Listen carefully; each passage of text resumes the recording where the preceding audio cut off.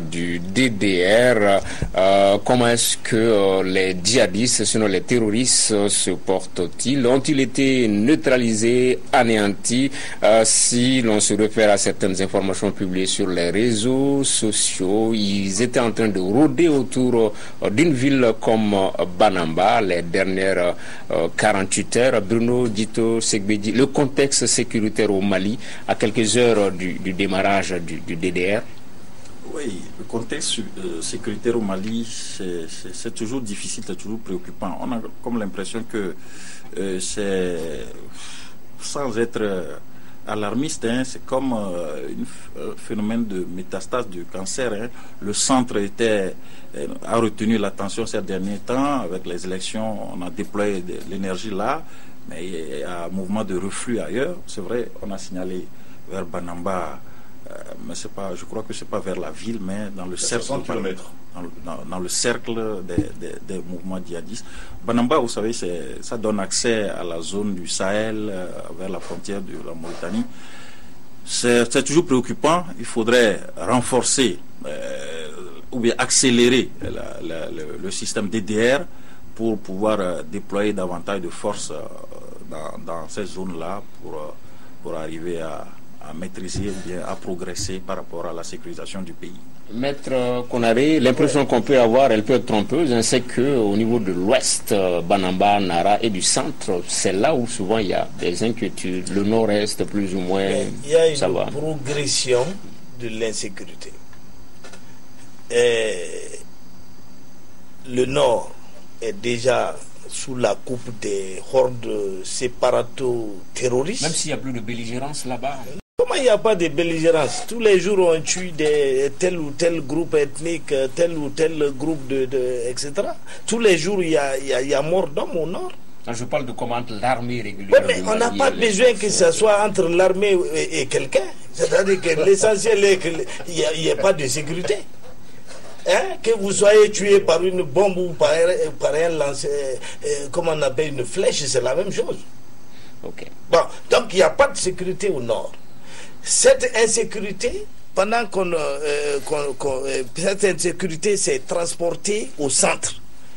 Et maintenant, c'est en train de gagner la deuxième région, autrement dit, Banaba, Kouloukoro. Bon, donc ça veut dire que bientôt, ça risque d'arriver à Bamako. Et tout ce que je dis, hein, je le dis pour que justement on puisse prendre les dispositions nécessaires, n'est-ce pas, au centre, au moins, pour que le centre soit stabilisé et que l'abcès soit fixé à un certain niveau, loin de la capitale. Oui, n'est-ce pas?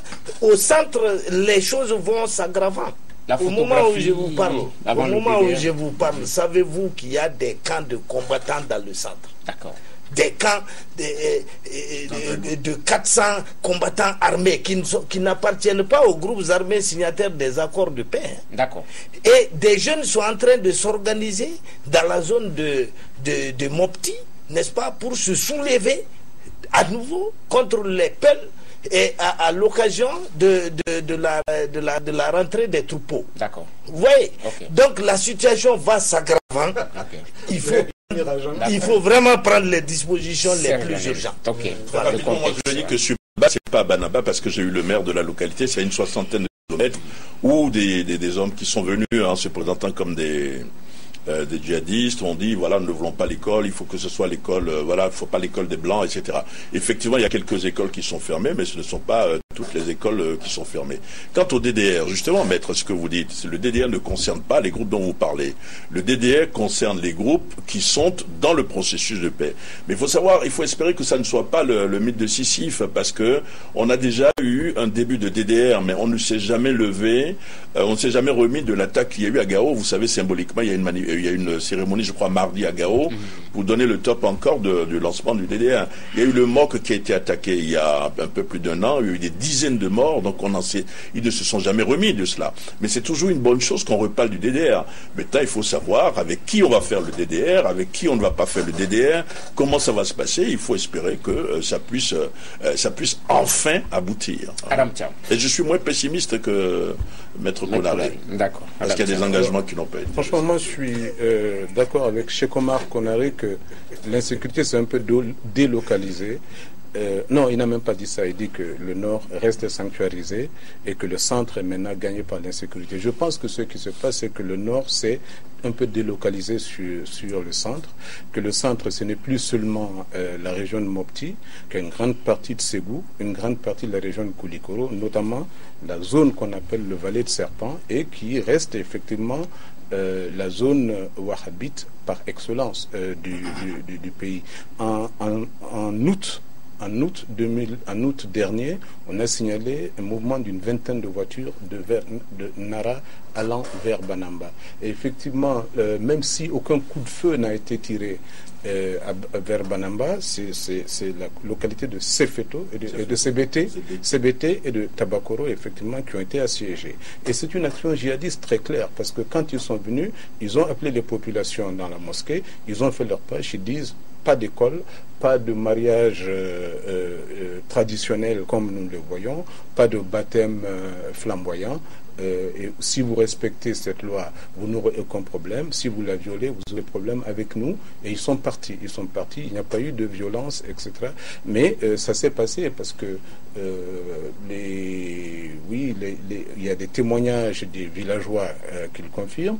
Il y a le radio Tamani, le studio Tamani qui ont fait un reportage là-dessus. Donc il n'y a pas de doute effectivement qu'il y a un problème présentement dans le cercle de Banamba. Okay. Et que de ce point de vue-là, l'insécurité, oui, n'a pas régressé. Il ne faut jamais penser qu'on peut effectivement mettre fin au djihadisme en quelques années. Ce n'est pas possible, c'est une pieuvre. Juste deux mots. Oui, allez-y.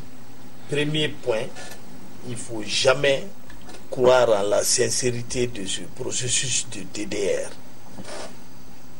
Les groupes armés ne vont jamais désarmer, si ce n'est contraint et forcé. Ils vont nous envoyer quelques bergers, et donc trier, ramasser ça et là. Pour les bergers. Bah, ça c'est oui, d'accord, mais c'est juste et non pas des combattants. Tout à fait. Deuxièmement, il ne faut pas continuer à dire qu'il n'y a pas de belligérance entre l'armée et la SEMA. Mais l'ONU même vous a dit que c'est la SEMA qui, la nuit, se transforme en terroriste. Alors, donc il y a bel et bien belligérance, mais une belligérance déguisée. Ok. Voilà. D'accord. Cher Daniel, le DDR va marquer l'une des phases importantes de la mise en œuvre de l'accord. Est-ce qu'il pourrait faire en sorte qu'on rattrape le temps perdu, justement, un accord qu'on devait appliquer pendant 2 ans, on est à plus de 3 ans et à moins de 25-30%. Est-ce qu'on peut rattraper le temps perdu, justement, avec cette on ne rattrape jamais le temps perdu. Je crois que c'est difficile de rattraper le temps perdu, mais on peut... il peut avoir une nouvelle respiration de ce processus de DDR si bien sûr toutes les parties sont sincères. Moi j'ai des doutes, j'ai quelques doutes, c'est pour ça que je ne veux pas tellement trop m'avancer. Mais il faut espérer que les parties soient sincères et qu'on avance. Il y a beaucoup de problèmes. Vous savez, vous ne pouvez pas aujourd'hui faire le DDR au nord sans imaginer un DDR au centre. C'est dans les tuyaux d'après ce qu'on dit.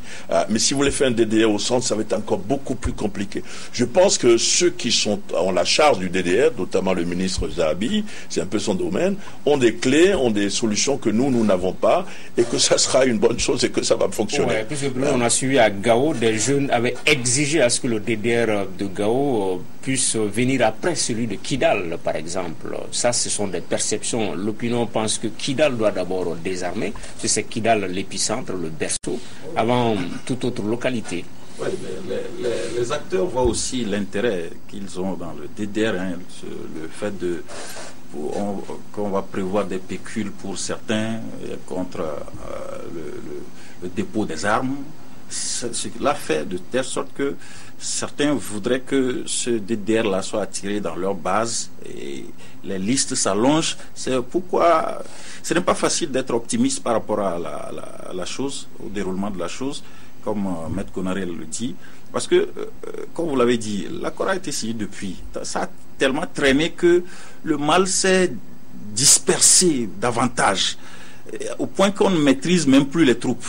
Et moi, je veux bien croire quel groupe va pouvoir présenter une liste fiable des gens qui sont sous sa coupole et qui ont des armes. Et donc, le mal s'est dissipé au point que j'ai quelques doutes, j'ai quelques inquiétudes. Madame, un dernier mot, on s'achemine vers la fin de l'émission. D'accord. Moi, j'ai quand même quelques problèmes pour parler de DDR chaque fois qu'on me pose une question sur les activités djihadistes. Il doit y avoir des passerelles, il doit y avoir un truc de vase communicant, mais je fais une distinction claire et nette entre la CMA, la Katiba Massina de Amadou Koufa, et puis, bon, Iyad Agali. Il est évident que, oui, dans les enjeux du Nord, il n'est pas possible effectivement d'exclure totalement Iyad, mais je ne crois pas, franchement, que ce qui s'est passé à Banamba hier était une question de DDR.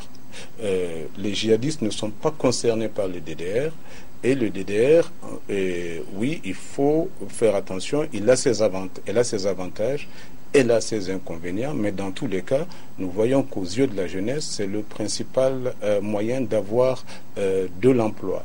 Mais pour que la sécurité soit sur l'ensemble du territoire, il faut effectivement que nous ayons des polices de proximité, des polices municipales, comme c'est prévu dans le cadre de la décentralisation. Et ce sera donc la fin de ce débat du dimanche. Merci de l'avoir suivi. Nos invités étaient Aram Cham, journaliste, Maître Chekoumar Konaré, avocat, Bruno Dito Segbedji de Mali Horizon et Serge Daniel, journaliste écrivain. Merci de l'avoir suivi. À dimanche prochain.